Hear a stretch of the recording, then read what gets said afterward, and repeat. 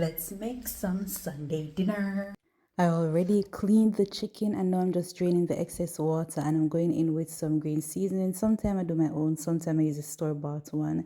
Depends on what mood I am in. I'm adding in some salt, some onion powder, some garlic powder, some mixed Italian spice. So this is rosemary, marjoram seasoning and basil.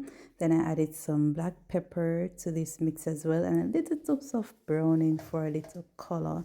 And I'm just rubbing in everything to ensure that the seasoning gets all over on the chicken. Usually I would mix it together in a container so that it's evenly distributed, but sometimes it really depends on my mood. So now I'm just burning some curry and going in with some cumin seeds, some bay leaves, I have some chickpeas that had already started cooking, but it needs to be softened a little more. So I'm just going to transfer it from the pressure cooker to the regular pot so that it can continue cooking down with everything and it should be soft by the time I'm done. And of course, I went in with all of those other seasonings that I used earlier, plus some coconut milk powder, and we're going to allow that to cook down.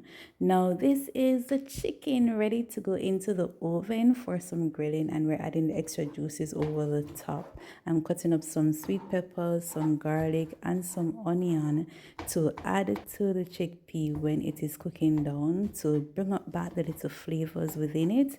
And then here is the chicken halfway. So we're just turning them upside and putting them in so that the skin it can get crispy on top and all of those wonderful stuff. Now today the special item, one of my all-time favorites, is samosa, and that is what the chickpea is for.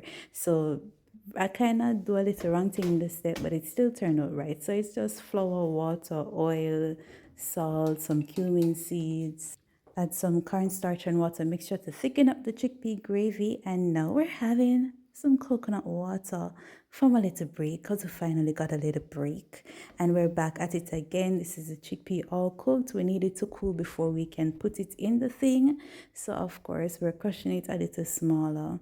And now this is the time to roll out the dough for our samosas. Of course, we divide them up into smaller pieces, roll out the dough, divide them in half again, fold it into the little pocket thingy, add our filling, seal it up, and then put them to fry. Slow fry, of course, don't make the temperature get too high. And here is everything on my plate. I had 5 samosa actually, and this sauce is something that I absolutely love. It goes well with the chickpea. It's tamarind sauce.